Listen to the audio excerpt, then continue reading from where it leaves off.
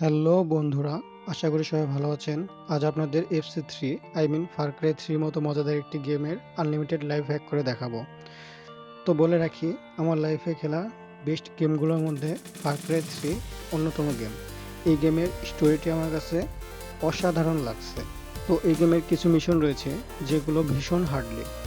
তো গেমের ফুল স্টোরি মজা নিতে হলে তো অবশ্যই আপনাকে ফুল মিশন কমপ্লিট করতে হবে। সেজন্যই FC three unlimited life hack করা।